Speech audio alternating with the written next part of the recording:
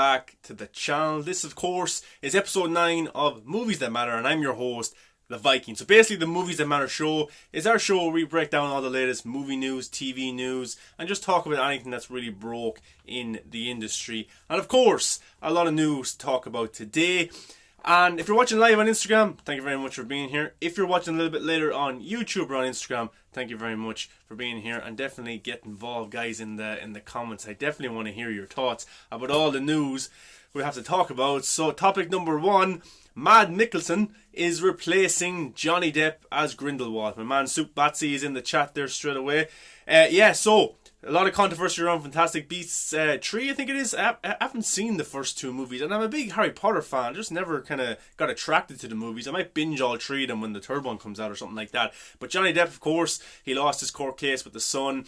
Warner Brothers asked him to step down from the role. He did. And yeah, it's been hurtful to a degree to his career. He got an 8-figure check for his for the little bit he shot on Fantastic Beasts 3. So it wasn't that bad for him altogether. But Mads Mikkelsen is a great actor. He's not as big a star as Johnny Depp. Johnny Depp can bring box office. He can attract people. Look at the people who are in denial that he's leaving Fantastic Beasts, or are angry and are going to boycott the movie, and that's their choice. They're a big fan of Johnny Depp, and him leaving the role is a big thing for people, and I can understand that. I'd be annoyed too if one of my favourite actors was leaving a big role. Look, I was mad when Ben Affleck left Batman, but now thankfully he's coming back to some extent. But yeah, Mads Mikkelsen is now playing Grindelwald, and do I think it's a good choice? Yeah, sure. It's a great actor as well. It's not like he's a bad actor or anything. He just doesn't have the star power that Johnny Depp has. And you know what? Will it hurt Fantastic Beasts 3 going down the line? It might do. If theatres are back open, it might hurt the box office a little bit. But then again, it's a Harry Potter spin-off, so it should make money. But saying that, if a lot of people end up boycotting the film, it might have a negative aspect on the box office, on people going to it to a degree. And then what happens if Amber Heard is found guilty in the US trial and Johnny Depp is found not guilty? What happens there? What kind of mess do Warner Brothers have to deal with after that? What kind of PR nightmare? My opinion, they made a bigger nightmare with the PR aspect by sacking Johnny Depp, telling him to leave, than actually sticking to their guns, sticking with their cast member and going down the route of having him in the movie. Ezra Miller, of course, had a lot of stuff going on as well, but he didn't get guilty in a courtroom, so that's the big difference there as well. The Ezra Miller situation seemed to be kind of hush-hush very quickly. Maybe some money was brought over to that woman or something like that. We don't know the full story behind it, but that went quiet fairly quickly. But Mads Mikkelsen, I'd watch him in absolutely anything. He has been in the biggest franchises in movie history. He has been in the MCU in Doctor Strange. He has been in James Bond. He's now going to be a part of a Harry Potter franchise. And what else was he a part of? He was a part of the Star Wars as well, with Rogue One, their spin-off. He has a thing for spin-offs, which is kind of strange. But you're adding talent to a movie that needs it. This franchise hasn't got off to the best start, from what I understand, online discussions and things like that. But adding Mads Mikkelsen, he's a top actor. And Grindelwald's kind of a character, was kind of shifts and stuff like that. Colin Farrell played the character in the first movie. So it goes in line with what the character has done by switching bodies and things like that. So I'm sure it'll be okay. But then again, it's hard on Johnny Depp to lose such a big role. And look, Johnny Depp is a great actor and he'll attract box office, and I think it's a big blow to Fantastic Beasts box office wise. And if he ends up winning the case, the US case, it could be a bigger blow to Warner Brothers in a PR scale, big time. But guys, let me know your thoughts on that whole situation. Let's get on to topic number 2. Topic number 2 is Wonder Woman. It's finally coming out December 25th. If you have Hbomax, if you're in America, Hbomax is there. It's in some places around the world as well. You'll get to sit down Christmas Day, relax, and watch Wonder Woman. Unbelievable. That's pretty cool. The film has got delayed so many times right now. It's supposed to come out November 2019. They pushed it to summer. Then COVID hit and it got pushed and pushed and pushed even more. So you know what? It's kind of disappointing in that aspect, because I wanted to see the movie for months. The trailers got me hyped. I was interested in seeing Pedro Pascal's character. Of course, Wonder Woman herself. Gal Gadot, great character as well. Great actress in the role. Perfect for the role. But it's finally going to get to come out. And it looks like it's going to come out 9 days early if you are living somewhere that doesn't have Hbomax, if theatres are open, of course. Here right now, we're on lockdown. We're supposed to come out of lockdown. I don't know if theatres are going to open here. In the UK, I'm not sure if they're going to open either. It depends on how COVID goes in the situation and if businesses can afford to open back up. But all going well, if businesses can open up, on the 16th of December, I'll get to see Wonder Woman 1984 in theaters, which is a great thing. Myself personally, yes, I'm trying to mind myself from COVID and stay away from all those kind of things. But to be honest with you, I don't think in a theatre I can catch something like that. You know, there hasn't been any high cases or any statistics saying that theatres are an outbreak of coronavirus. I think people going to pubs and stuff like that and engaging people face to face is a bigger risk. But going to sit down in a movie away from people, I'm okay with that. I did it for New Mutants. I don't mind doing it for Wonder Woman 84. And look, if I get to see it 9 days early, I can't wait. That's unbelievable. I get to see a lot before a lot of the Hbomax subscribers in America and around the world, which is cool. And I won't try and spoil that too much, but I'll have to wait 9 days to talk about it with all my friends and stuff like that, my American friends from Twitter. But if I get to see it on the 16th of December, I'll try and do a non-spoiler review of it. I don't want to give away too much. I'll just give a reaction of what I thought in the movie. So all going well, December 16th, I'll get to see Wonder Woman 1984 in theaters, which is the way Patty Jenkins wanted the movie to be seen. But if you don't want to go to theaters, if you are afraid of coronavirus and COVID, that's 100%. I can understand that. If you have HBO Max, you'll get a chance to sit down and watch it. Now, I'm lucky right now. December 16th is the outline date for here, but places like France, I think maybe Italy, it's the end of January, maybe February, and maybe I've even seen some places that it's releasing in March. So that's a long time to avoid spoilers for the movie. But saying that, at least we'll get to see it in the next few months. We won't have to wait till next summer. And I'm glad I'll get to see it in theaters. Of course, I'd watch it if it was on a streaming service here as well. But I get to go experience the movie how it was meant to be seen and the way that Patty Jenkins shot that. Soup Batsy goes, I won't probably. I know, yeah, coronavirus was pretty bad there in Italy, man. And yeah, it's I think the end of January, February, I think I seen was Italy, and he said it's a long time, and it is. Yeah, that is annoying for you. Maybe it might be on demand or something on digital. You'll be able to buy it or rent it. Before that, I don't know. Would they do that before the movie was to come out?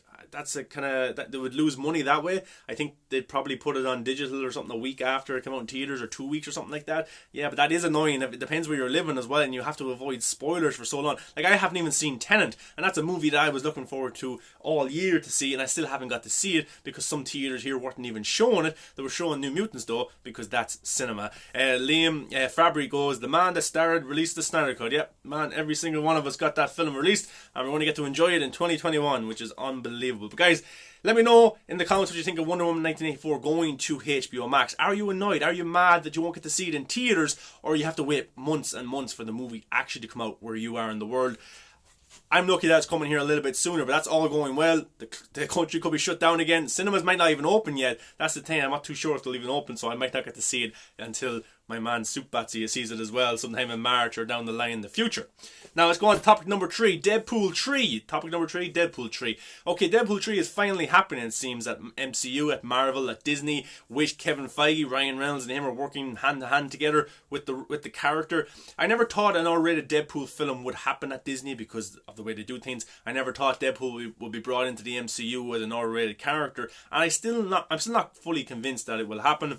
Liam Fabry goes, yes, I'd rather in theaters, but I just want to see the film. There's so much involved. Exactly. It's better than nothing, seeing the movie. And look, Zack Snyder's Justice League, we would have loved to see that in theaters and a big release as well. But we get to sit down week to week and watch each episode, which is as good as it can get at this moment in time. And it's better than nothing. It's not the worst case scenario for us movie fans. But Deadpool 3, I love Deadpool 2. It's in my top 10 favourite comic book movies of all time. Deadpool 1, great movie as well. Ryan Reynolds is brilliant. He's perfect for the role. But I did have my doubts that an R-rated Deadpool film will happen. They say that they're still going to go forward with an R-rated Deadpool. I don't know if that's going to happen. I don't really know. I'd be okay if they had Deadpool on his own, like the Fox was doing with Deadpool. Have him on his own, have his R-rated movie, let him do his own thing. Of course, reference the old X-Men Fox movies, reference the MCU. If you want an MCU character to pop into it, then that'd be cool as well. I don't know if Kevin Feige would let like one of his characters in an R-rated movie though. So let Deadpool be his own thing. And then if you want to use Deadpool in the MCU, have him PG-13. I'm sure they could do a really good thing with the character as PG-13. Have him pop up in SpiderMan or Guardians of the Galaxy. Just make it goofy, because those films are kind of goofy as well. Especially Guardians of the Galaxy and Thor. He'd fit in pretty well with the dynamic and the comedy style there as Ryan Reynolds. Liam Fabry goes, if it ain't R-rated, I don't want it. And look, I feel kind of the same, you know. I think they could make a good movie as a PG-13 movie. I do think that, but would it reach the heights of 1 and 2? Because we're so used to that, and audiences are so used to the character being like that. And then if they went to theaters and he wasn't like that anymore, it might impact not maybe the box office, but the reception of the character and then for future movies.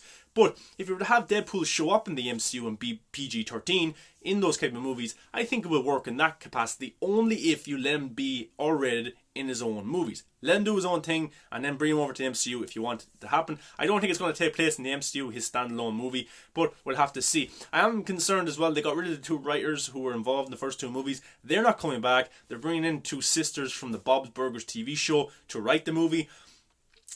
I don't know, the guys who did the first 2, brilliant, they understood the character. I'm not saying anything bad about these 2 women that are now writing the movie.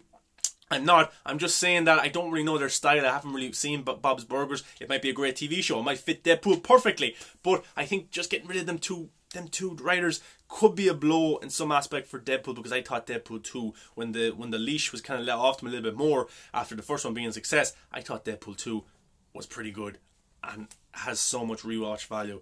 I love that movie so much. But guys, let's get on to topic number 4. Make sure you let me know in the comments what you think about Deadpool 3. Are you happy that's going to go to the MCU? Do you want it to be R-rated? Brian, my man Brian goes, "Hi Maher, your podcast was really well done. I subbed and gave the video a like." And Brian, thanks for the reminder. Yes, I'm part of a movie podcast now called The Movie Buffs, which you'll find on YouTube. Just search for The Movie Buffs. I think you can find it on my description somewhere, or go to my channel as well. It's always in the description. And yeah, subscribe guys. We have a movie podcast maybe once or two nights a week. We do just an hour tops about just the latest movie news, discuss it, break it down. And we've had 2 episodes so far, which have gone pretty well. I think we're going to have another episode tonight, hopefully, all going well. A lot of things to discuss on that episode. But yeah, that's what we're hoping for there. But man Brian, thanks for subscribing. Thanks for being a part of that channel, and make sure you check out episode 3. And if you haven't checked out any of the episodes yet, guys, go find that channel and definitely check out the episodes, because we talk about some good stuff there and a good environment.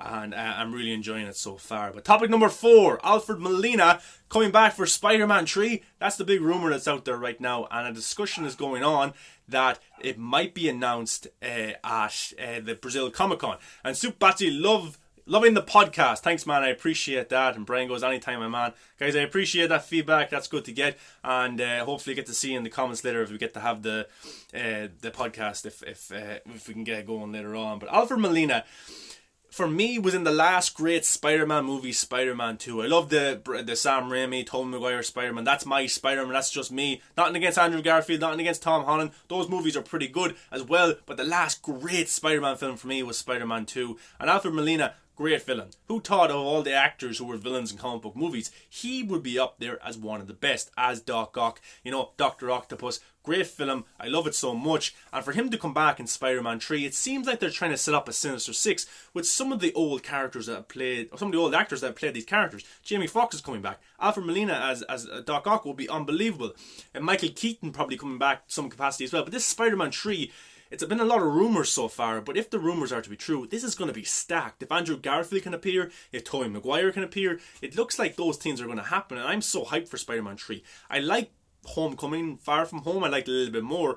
Those movies for me still aren't great. I think Tom Holland has the potential to be a great Spider-Man. His acting is unbelievable when he's in films that's not Spider-Man. But I think the writers, the direction is kind of holding him back a little bit. But I hopefully with Spider-Man 3, bringing in the talent like Alfred Molina, like Tobey Maguire, like Andrew Garfield, who are also great actors, it can really make Tom Holland shine even more. And if Alfred Molina comes back, I'll be fanboying. I would love to see that. I don't know how it's going to happen because he did die in Spider-Man 2, I think. Maybe they'll do an alternate timeline where Alfred Molina's character won or something. I don't know. Or maybe it'll be something like Spider-Man Into the Spider-Verse, different Spider-Man coming in and different villains, different times. Like maybe it's Alfred Molina from he first became Doc Ock and then he's transferred into this world of Tom Holland. I don't know what they're going to do, but I am excited for Spider-Man 3. It's probably my most anticipated MCU film that's coming out in the next few years. And that's saying a lot for someone who didn't really love the Far From Home and the Homecoming. I thought they were okay. Hoping for Garfield's Spider-Man, Soup Batsy says yes. And I actually revisit the first 2 Amazing Spider-Man movies recently. And I will say that I always liked number 1. But Andrew Garfield, pretty good Spider-Man as well. Really good. And he was doing some good things in the role. Again, he probably needed a better script, better teams to work with. But I always thought it was unfair they never got SpiderMan Tree, an Amazing Spider-Man Tree, because those movies made big money at the box office, and he was never rewarded, and I think he was let down big time. So I would love to see him come back and give it a proper ending to the character, if that's in Doctor Strange 2 or if that's in Spider-Man 3. I'm looking forward to that. So guys, last topic. Let me know what you think about Alfred Molina coming back. Are you okay with it? Happy? Don't care? Let me know. Topic number 5. Okay. Godzilla v Kong. Soup Batsy goes, The Amazing Spider-Man is a great movie. I love the first one. And I actually was one of the people who was like, I don't want to watch that. And it seems too similar to the Tobey Maguire one. But it's actually pretty good. And I do like that movie a lot. I like the dynamic between Gwen Stacy and then her father and Peter. I thought it was pretty good. I like that a lot. But Godzilla v Kong is another big blockbuster that was supposed to come out this year as well. I really liked Kong Skull Island.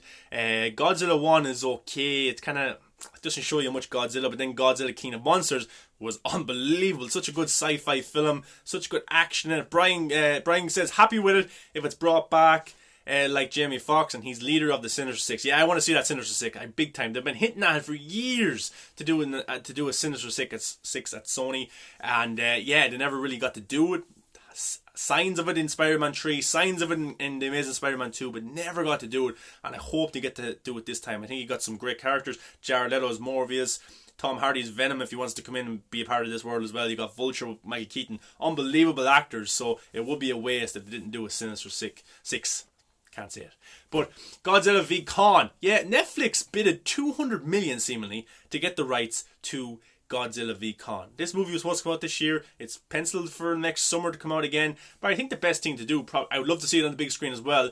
But if Warner Media have Hbomax, why not use it for these big blockbusters if they can't release them in cinemas? It's great to get more subscribers. And look, if this was to drop on HBO Wonder Woman dropping on HBO Max as well, this is big for the Snyder Cut. It really is, because it brings more people to this as subscribers. And I also said before on Twitter, treat it like a theatrical experience. Play trailers before the movies. So before Wonder Woman, say, oh, this is Wonder Woman's next adventure, the Snyder Cut, coming in March or April, whenever it's coming. And then audiences don't have to wait 2 or 3 years to see the next Wonder Woman movie. They can see her appear in 2 to 3 months' time in a Justice League movie. Brian goes, I really hope it can stay in IMAX, because I feel a movie with 2 Titan characters deserves to be experienced in theatres. And yes, I completely agree. Batman v Superman as well, 2 mega stars that was meant to see in IMAX, big theatres. Yeah, and the same here for Godzilla v Kong. You need to see this on the big screen. The effects, this, like Godzilla King of Monsters, I didn't get to see it in theatres. I watched it at home. I would have loved to see that in theatres, because it has the effects.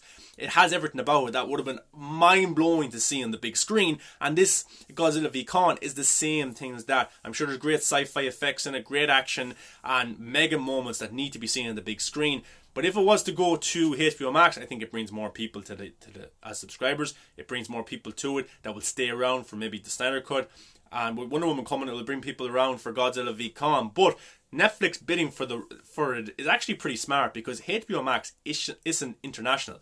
Netflix is. So if they were to just show it on HBO Max in the US and territories that did have HBO Max, and then license it internationally to Netflix, you would actually be doing a pretty good thing. You would be bringing people to your subscription thing, and also internationally getting $200 million for a movie, Godzilla v Kong, off Netflix, wouldn't be a bad idea. But then again, HBO Max wants to be a success, and for them to be a success, they have to stand out they have to be in competition with Disney Plus, with Hulu, with Amazon, with Netflix, and they can't really give them their competition. They can't give them to them. Siddiq Q says, we want Zack Snyder's Justice League in theatres, and Zack said we will get to see it in theatres, depending where you are in the world. We'll get to see it at some stage in theatres. I don't know what way it's going to work, but Zack said that's his plan. His plan is also to do a black and white version as well, so we're going to get different variations of Zack Snyder's Justice League series, coloured movie, black and white, Blu-ray, theatres. 5 things. And I also did a video about that as well on my channel. Go check it out if you want. I broke down all the things, all the ways that Zack Snyder's Justice League is coming out, and it's pretty cool, and it's pretty unique for the comic book movie genre. But yeah, that's actually a smart thing for Netflix to bid $200 million for this, because they know HBO Max isn't international. They know that HBO Max can't reach England or France or Germany or places like that, because they don't have it there. They have their stuff licensed out to TV companies in those countries, and Netflix is everywhere. So pretty smart stuff from Netflix. They're trying their hand. They're inquiring about James Bond as well. What did they bid? 500 million or 300 million or something like that. So like, Netflix is pretty smart, you know, they are pretty smart, but I think the right thing for Hbomax to do from a business standpoint is to release it on their streaming service, if that's what they're planning on doing, and then do theater release like they're going to do for Wonder Woman 84, because then you're giving the competition your best products. You're giving them Godzilla v Kong. This is a mega movie that should make a lot of money if in a normal theatrical release, and is a big IP around the world. But Netflix, hats off to Netflix. They're pretty smart in their business and how they do things. But if HBO Max wants to be a success, if they want to stand out from Disney Plus, from Netflix, from Hulu, from Amazon, then they need to stand on their own 2 feet and sort out the international distribution on a streaming service of HBO Max, or the way they're going to license it. Is Wonder Woman 84 going to appear on TV stations here that they have HBO Max contracts, HBO contracts? What way is that going to work? Or is it just going to be one to buy or rent digitally? It's all interesting stuff, and I'm looking forward to it. But guys, let me know your thoughts on Godzilla v Kong becoming something on HBO Max as well. You know, I don't know. It's a big movie that should be seen on the big screen, as Brian was saying, but in a world where theatres aren't open all over the world, this might be our best option. But guys, thanks for being a part of the Movies That Matter show, episode 9, where we broke down all the latest movie news. And thanks very much for getting in the discussion. I love when you guys come and talk about it. If you're watching here live with me, guys, I appreciate that a lot. Thanks for being a part of this page. And if you're watching a little bit later on YouTube, guys, get in the comments, let me know your thoughts. I appreciate it as well. Don't forget to subscribe. And guys, turn on the notifications on this page, on Instagram, on YouTube, so you never miss the video. I'm looking forward to talking about more movie news with you guys. And yeah, the Movie Buff podcast, don't forget to subscribe to that on YouTube. And there might be some guests coming in the next few episodes. Hopefully, finger crossed, all going well. But guys, have a good day. Do something fun. Enjoy your life. Watch something. If you're feeling a bit down, put on something that you love and smile. That's what I always do. Have a good day, guys.